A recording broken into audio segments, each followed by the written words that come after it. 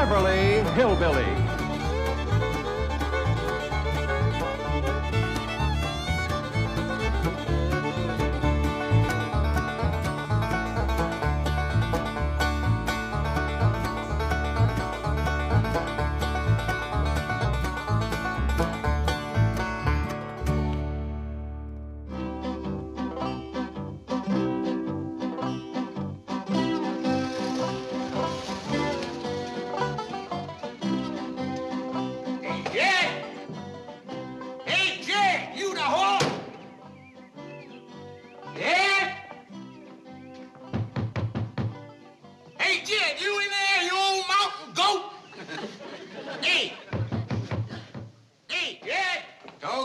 Sound like old Leif Crick from back home. It does for a fact. What do you suppose that no account wants around here? We'll soon find out. Jed, doggone it, you come out here and let me in. Yeah. Leif, Jed. Well, this is a surprise. Granny, you little old boss of you.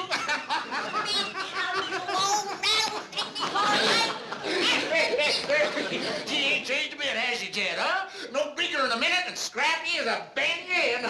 Hey, look who's here. Howdy there, Mr. Crick. Sure is good to see you. Elly Mae Clampett, you're as pretty as a fistful of pink hollyhocks. Yes, sir, Jed, everybody always did say we had the two prettiest girls in the hills. Hey, is Esbel with you? You bet she is. Hey, where's Jethro? He ain't home from school yet. How about Maudie? Bring her along? Oh, I had to leave my woman home to do the chores, Granny. Roof needed patching, well caved in, had to be dug out, mule needed chewing, lots of little things like that. You know, we just poor gully jumpers. We don't roost high on a hill like you folks.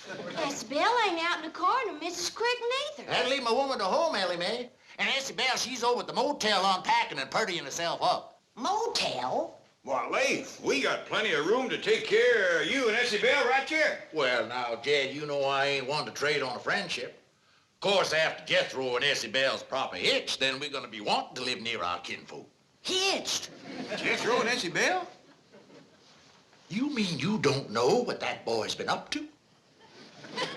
No, I can't say as I do, Leif. Then we's got some talking to do, man to man. Come on, Elly, we'll make a pot of coffee. Hi, Mr. Crick. Yes, sir, you got a couple of fine women folk there. I reckon you're as proud of them as I am of mine. I reckon. I reckon you'd want to see right done by Elly Mae just the same as I'd want to see right done by Essie Bell. I reckon. I reckon you wouldn't want no young man playing fast and loose with her feelings. I reckon. I reckon the man's daughter's just All right, about Leif, as... supposing you stop blowing on the fur and get to the hide, what are you trying to say? Don't come easy saying what I got. Well, let's go in and sit down and give it a try.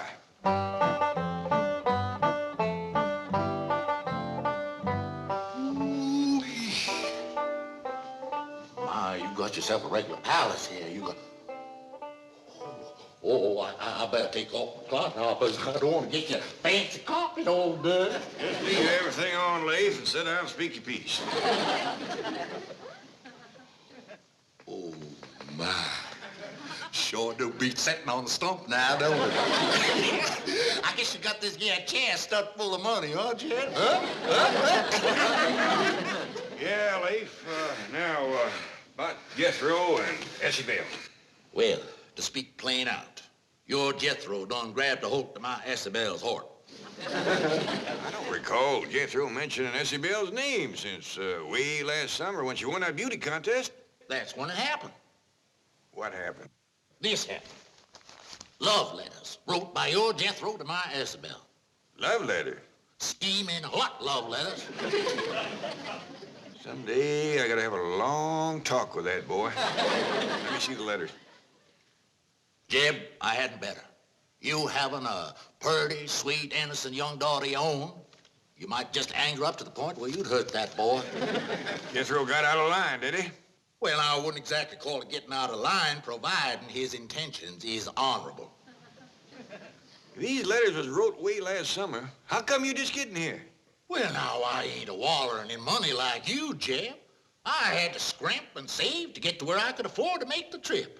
Why, I'm a poor man. Only treasure I got's my little Essie Bell. All right, Leif. Not knowing what Jethro wrote, it's hard for me to speak. But I know he'll want to do the right thing, and I'll see that he does. Spoke like a true hillman. Why, I said to Morty before I left, I said, dry your eyes, Morty. Jed Clampett's a man of honor. I says he'll see that Jethro does the right thing by our Isabel. And I will, too, Leif. You can count on it. Yes, sir, Jed, you sure got yourself a palace. I expect you got more money than a pig has grunts. Please eating, regular. I expect a generous man like you's aiming to settle a heap of that money on Jethro when he gets married. Him being almost like a son to you and all. Don't count your chickens before they're hatched, Leif, Crick. I want to hear Jethro's side of this first. Oh, you're a good man, Jed. Fair. Like I says to Isabel, I said, dry your eyes, honey. Jed Clampett's a fair man. He's gonna do the fair thing. He's gonna see you married fair and proper to Jethro. And like I said to you, Leif,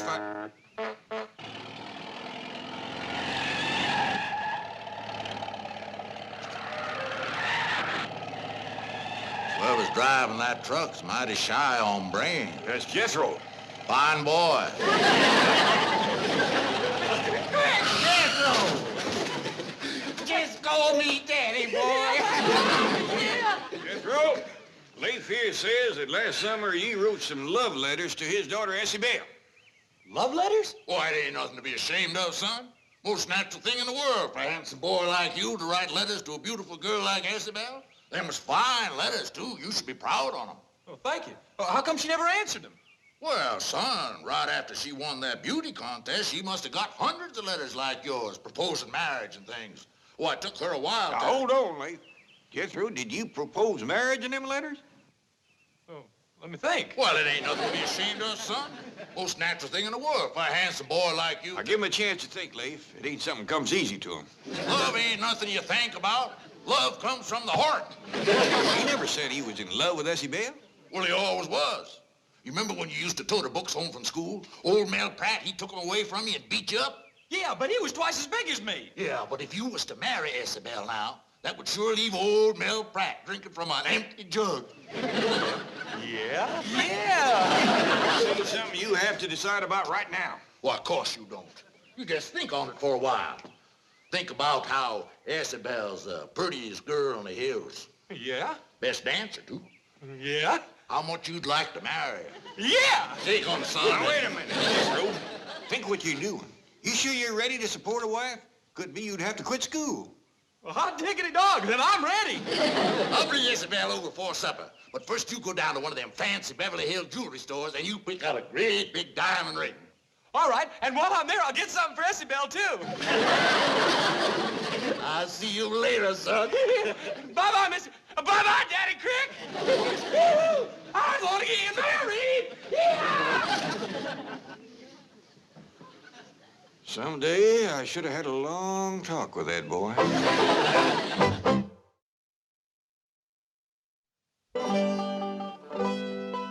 Oh, come on, Jed, cheer up.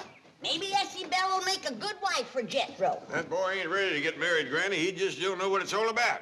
He's a heap smarter than you give him credit for. Why, he's halfway through the 6th grade. And at his age, too.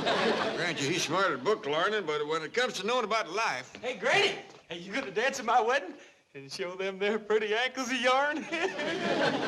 Now, you listen to me, boy. Getting married is nothing to fun about.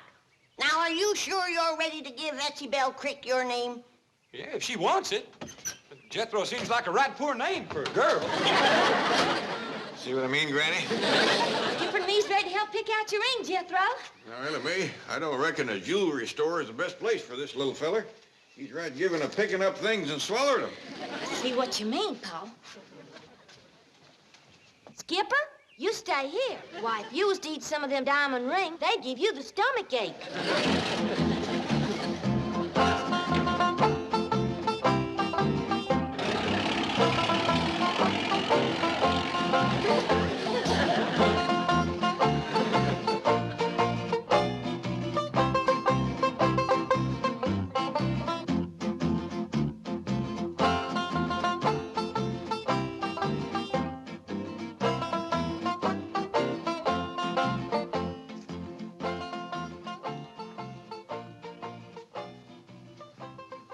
Just a moment, please. I'm sure you must be in the wrong place. Is this a jewelry store? Well, yes, but we sell only the very finest and most expensive pieces. I suggest you try a notion store. Jethro done got the notion what he needs now is a ring. Hey, Uncle Jed, here's some rings over here. Yes, but please, now, I'm sure you... Them red diamonds is purty. Those are rubies. Well, ask her if she wants to sell one.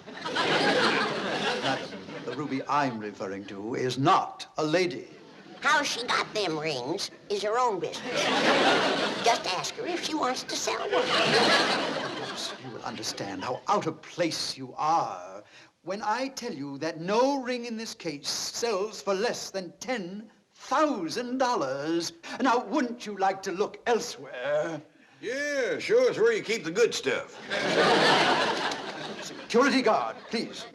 That's right, Paul. Mr. Drysdale said we should always ask for the best. Did I hear you mention the name Drysdale? Yes, sir? Milburn Drysdale?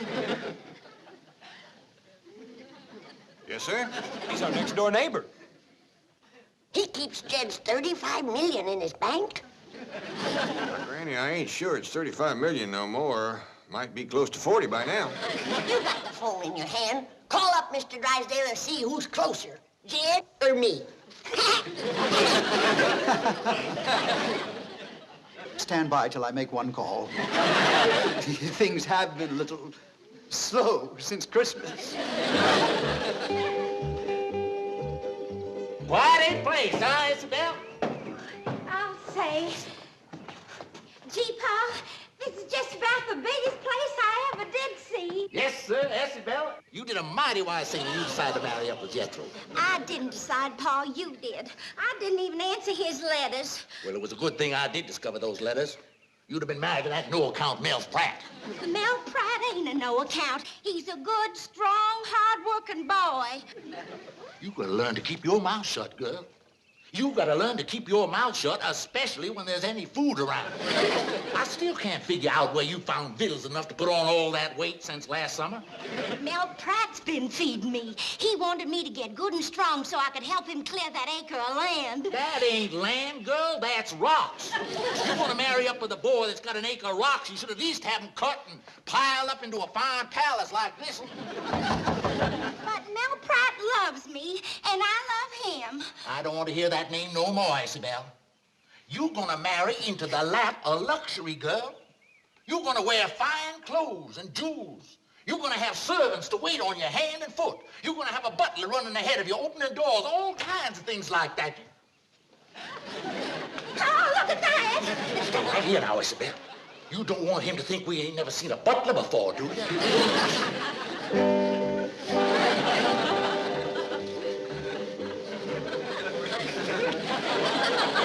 I do hope you'll tell Mr. Drysdale how well we have treated you here. Oh, here we are. Now, this is the engagement ring. Thank you. You might, in a subtle way, of course, let the bride know that she is getting 10 perfect carats. Well, that's mighty nice of you. Nice, my foot. After the money you spent, he could at least send her a smoked ham. And here are Madame's lovely necklace and earrings. How many carats did I get? About 50. But of course, they're not perfect. Well, in that case, I'll take turnips.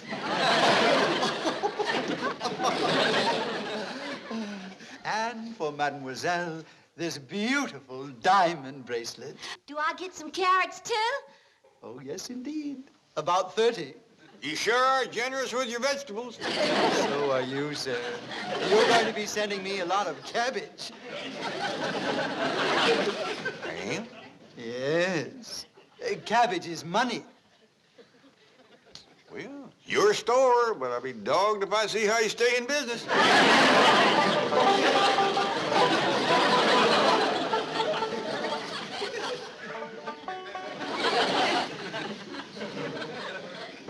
You know something, Paul? I think that there butler's nothing but a monkey. You ever see a monkey playing the piano? No, sir, Now, you but... just hush up, girl, and let me do the talking. Mr. Butler, That's mighty fine music.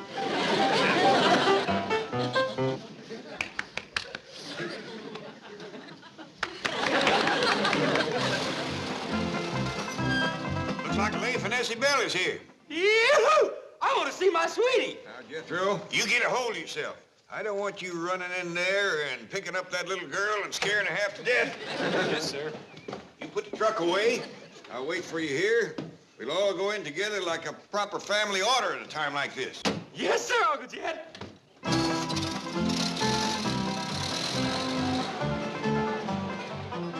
Don't be too hard on him, Jed. Now that I think back, he must be desperate in love. What makes you think so? For the past week, he ain't at his supper. For Jethro, that's desperate. That boy'll eat anything that don't bite him first. Who's that a-coming, Paul? Looks like that Beverly Caterers. Yeah, the young widow that cooks for folks.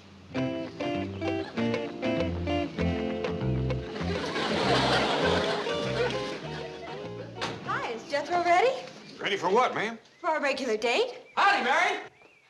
It sure is good to see you. You're right on time. Let's go. Wait a minute, boy. You got a date with this girl? Yes, sir, Uncle Jed. Well, every day after work, she picks me up, and we drive up into the hills and park and watch the sun go down. Then you know what we do? Elly may go in the house. What do you do, boy? Well, then we climb into the back of the truck and eat all the victuals that's left.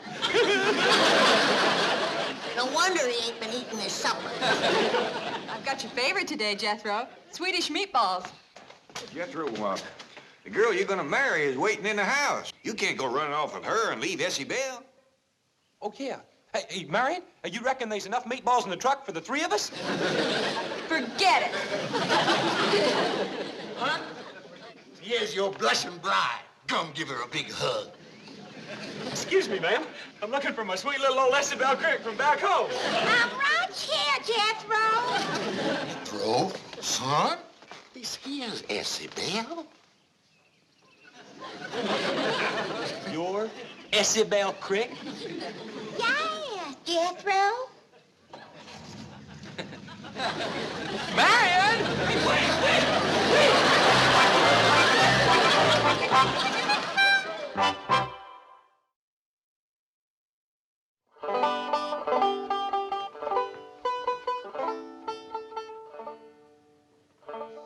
Essie Bell, I hope you ain't taking this too hard. I know it's hard for you to talk at a time like this. I understand, so you just listen. Now, first off, I want you to know that we's getting Jethro back for you. Now, Elly's cut across the hill, and your pa has took out after him in his car with Granny riding shotgun. Now, I don't excuse the boy for what he done, but you have changed a mite since he seen you last. Filled out, you might say. Jethro, he's got kind of used to these puny city girls.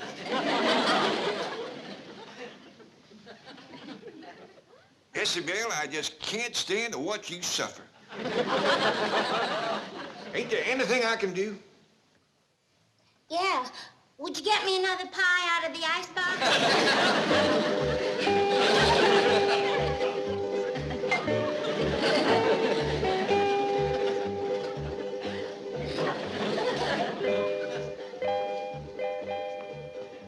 There you are. Thank you. Want some? No, not right now. You don't appear to be too unhappy. Oh, heck no. I like pumpkin pie as well as apple. I mean, how about Jethro running off? Mr. Clampett, if I told you something, would you promise not to tell Pa that I told? 'Cause he told me not to tell you. And if you tell him I told, well, there just ain't no telling what he might do. Near as I can sort out the tails and the tolls, I think I can promise. It ain't Jethro I'm in love with. It's big old Mel Pratt back home. Well, now, tell me more of what your pa told you not to tell.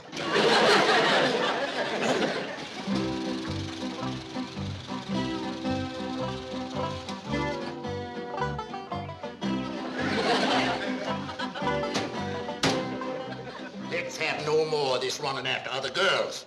Ain't no boy can love two girls. That leaves Isabel out. She's about 2 girls and a half. Mind your tongue, Jethro. You take a girl for better or worse when you marry her. Yeah, but she got worse before I got married. Picture me, Leaf. I'll look after Isabel. Come on, boy. Let's start talking about this wedding.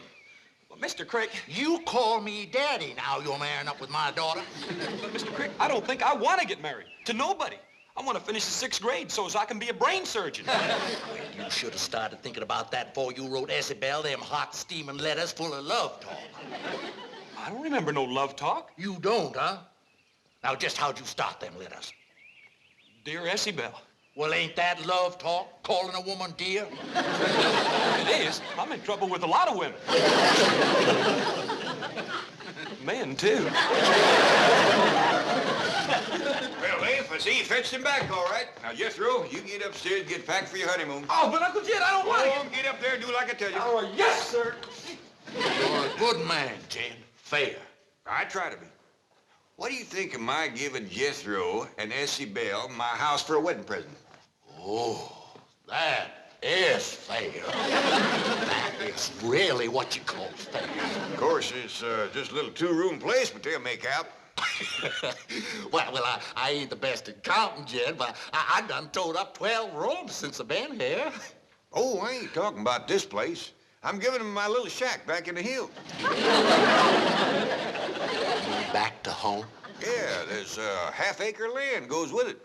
Of course, it's mostly rocks and stumps, but a couple of strong young'uns like Jethro and Isabel have that thing cleared in 4 or 5 years. Is that all you're gonna give them?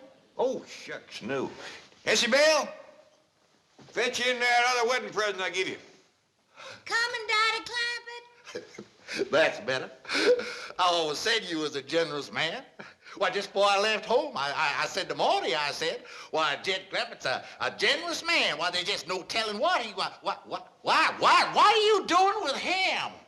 Daddy Clampett gave him to Jethro and me to take home with us. You can't take him home with you. Why, folks is liable to think he's my grandson. Oh, you could tell him he's a monkey. That ought to clear it up, leastwise for some folks. Jed, you mean you ain't gonna give the young'uns no money? Oh, you bet I am. Here you are, Isabel. Here's a brand new penny for you to nail up over your cabin door. Ain't nothing brings you luck like a new penny. Thank you, Daddy Clampett. Look, Pa, ain't it shiny? Get that thing out of here. Why, you'd be better off marrying that Mel Pratt. He's got a whole acre and a nice cabin, and he's got a sow with a litter of pigs. Now, just a minute there, Leif. Isabel was promised to Jethro. While we're on that subject, let's have a look at her dowry. I ain't got no dowry, Daddy Clampett. Here, you don't want Jethro marrying no girl without a dowry. Now, Mel Pratt, he don't care. He'll take a dowry or no dowry. How soon's the wedding? I'm all ready to dance. Ain't gonna be no wedding, Granny. I'm taking my Essie out of here. Come on, Isabel. Now, just a doggone minute. I got all dressed up to have a wedding dance. Now, let's have it. But she's gonna marry Mel Pratt. Don't bother me with details. Let's get on with the wedding dance.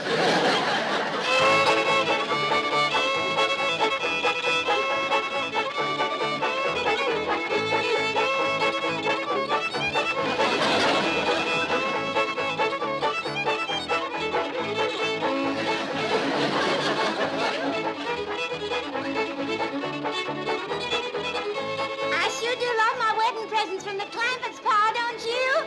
For a fact, I do, daughter. Always said you was a generous man, Jed. Forget it, Leif. All it's gonna cost me is some cabbage.